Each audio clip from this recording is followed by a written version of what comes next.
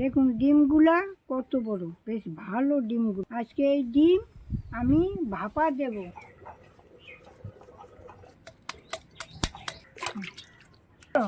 দেখুন একদম কিভাবে উঠে যাচ্ছে।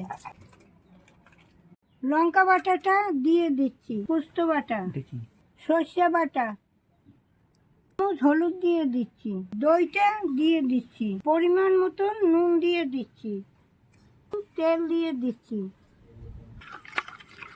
এবার আমি ডিমগুলো দিয়ে, দুধটা দিয়ে দিচ্ছি, লঙ্কাগুলো দিয়ে দিচ্ছি, এই ধনে পাতাটা দিয়ে দিচ্ছি, এটা ঢেকে দিচ্ছি। এখন এইবার আমি বাটিটা বসিয়ে দিচ্ছি।